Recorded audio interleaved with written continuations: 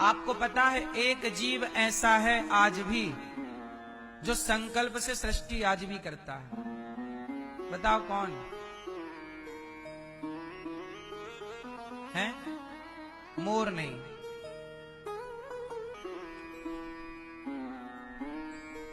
संकल्प से कैसे? जैसे अब सुनो, ये कछुआ होता ना, कछुआ, कछुआ की जो कछवी होती है, ये कछवी अपने बच्चों को, अंडे को ना पानी के बाहर रखती है और पानी के बाहर रख के जमीन पे गाड़ देती है, मतलब गड्ढा खोदती है, अंडा रखती है, फिर उसके ऊपर मिट्टी विट्टी डाल के चली आती है।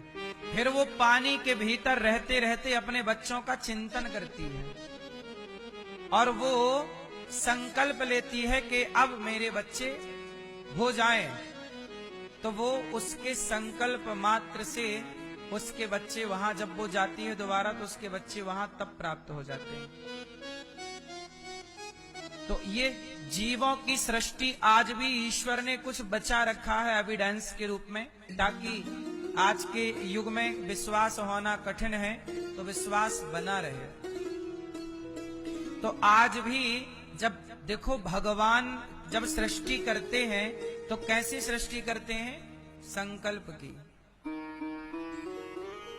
राम जी के पुत्र हुए लवकुश, तो कैसे पुत्र हुए? ऐसे ही जैसे आज के पुत्र होते हैं? नहीं।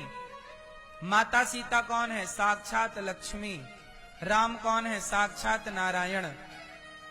भगवान राम ने संकल्प लिया कि मेरे पुत्र हो जाएं, पुत्र हो गए, पत्नी गर्भवती हो गई।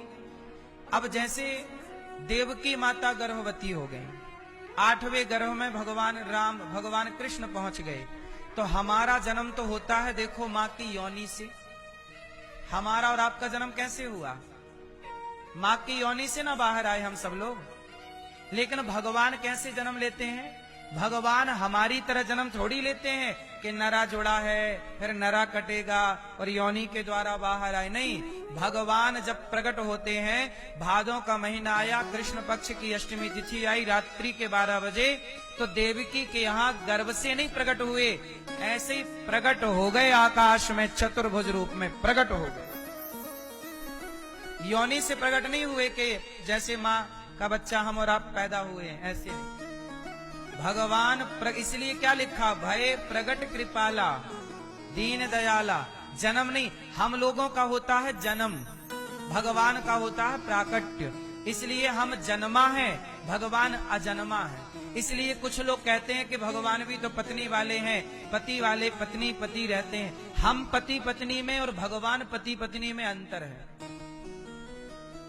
हम पति पत्नी में और भगवान पति पत्नी में अंतर सिर्फ इतना है कि हम जो सृष्टि करेंगे वो मैथुनी होगी और भगवान जो करते हैं वो संकल्प मात्र से। भगवान संकल्प लें तो आज ये पूरा ब्रह्मांड नष्ट हो जाए और तुरंत संकल्प लें तो जस का तस तैयार हो जाए। ये भगवान के संकल्प से संसार चलता है। भगवान की व्यवस्थाएं ऐसी। कई बार लोगों को डाउट होता है कि भगवान जन्म कैसे लेते हैं, मरते कैसे हैं? तो सुनो ना, भगवान जन्म लेते हैं ना तो भगवान मरते हैं। एक दिव्य शक्ति का नाम, दिव्य एनर्जी का नाम ईश्वर है, जिसने ये सब प्रपंच रचा, बनाया।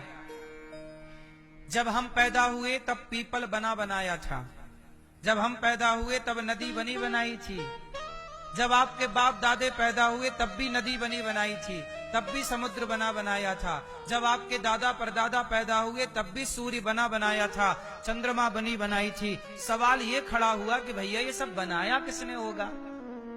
बिना बनाए तो कुछ ना बनता। एक बहुत बड़े वैज्ञानिक से किसी ने पूछ लिया कि भैया भगवान है कि नहीं? किसी वैज्ञानिक से एक बच्चे ने सवाल कर लिया कि बताओ भगवान है या नहीं? तो वैज्ञानिक बोले कि कल आना, तुम्हारे प्रश्न का उत्तर हम कल देंगे। तो उस वैज्ञानिक ने अपने कमरे में कुछ चीजें बनाई, मिसाइल बनाई, डेमो रखा, एक इंजन बनाया, इंजन का डेमो वहां पे रखा, सब चीजें बनाई। तो सामने वाला उस बच्चे ने फिर सवाल किया कि ये आपने बनाया है? तो वैज्ञानिक महोदय ने बोला कि नहीं, मैंने नहीं बनाया, ये तो अपने से बन गया। तो उस बच्चे ने कहा कि सर, ये अपने से कैसे बन सकता है? आपके कमरे में रखा है और इसे कोई बनाया होगा तब ना ये मिसाइल बनी होगी, इसे कोई बनाया होगा तब ना इंजन बना होगा। बिना बनाए इंजन कैसे बन सकता है? बिना बनाए मिसाइल कैसे बन सकती है? बिना बनाए बम कैसे बन सकता है? बंदूक कैसे बन सकती है? तब वैज्ञानिक ने कहा, पागल, जब बिना बनाए इंजन नहीं बन सकता तो बिना बनाए ये संसार कैसे बना होगा भाई? ये संसार है। अच्छा एक बात बताओ, फल है तो वृक्ष जरूर होगा, ये बात सही है कि झूठी है? क्या ऐसा है कि फल है पर वृक्ष ना हो, पेड़ ना हो? क्या ये संभव है? मैया, फल है तो फल ये दर्शा रहा है कि वृक्ष जरूर होगा, पेड़ जरूर होगा। बोलो हाँ, यदि वृक्ष है, फल है तो वृक्ष जरूर होगा।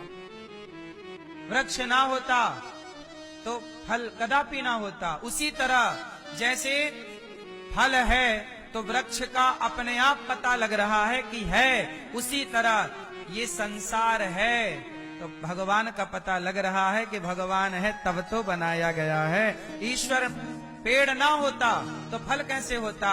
भगवान ना होते तो संसार ना होता। सिंपल है ना? साइंस के तरीके से भी तो समझो। साइंस यही तो कहता है कि वस्तु है तो बनाने वाला होगा।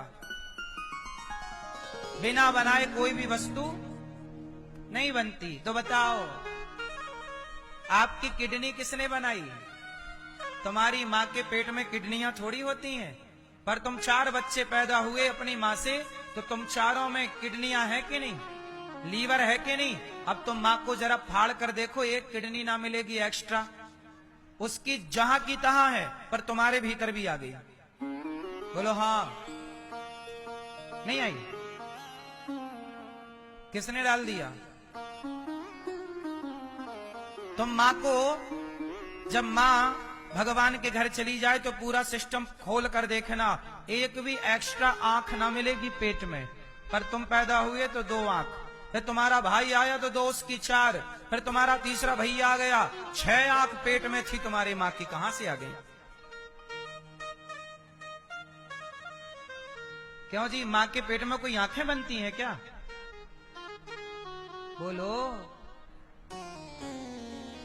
कौन है ये? आंख है तो आंख बनाने वाला भी ना होगा। किडनी, लीवर है तो कोई बनाने वाला तो होगा। कोई इंसान बनाने वाला होता तो किडनियां बाजार में बिकती, भैया किडनी ले लो। बाजार में तो अवेलेबल नहीं है ना चीजें। इसका मतलब है कि कोई है जो ये सब कुछ बना रहा है, उसी का नाम है भगवान। जो इतना बारीक सूक्ष्म रूप से काम करता है कि तुम्हारे पेट में घुस के काम कर जाता है, तुम्हें पता नहीं चलता। नहीं मेरी माँ, तुम्हारे पेट में 9 महीने तक कौन बैठा रहता है? वो भगवान ही ना तुम्हारे बच्चे को यहाँ बैठ के बनाता है। तुम पहचान नहीं पाती हो, पकड़ नहीं पाती हो। तुम कहती हो पेट में बच्चा है, नहीं, पेट में केवल बच्चा है नहीं, भगवान भी है जो बना रहे। बिना बनाए माचिस की तीली नहीं बन सकती। बिना बनाए माचिस की, बोलो, बिना बनाए माचिस की तीली नहीं बन सकती। तो बिना बनाए ये बच्चा कैसे बना होगा? कोई तो होगा ना इसे बनाने वाला। उसी का नाम परमात्मा है, भगवान है, ईश्वर है।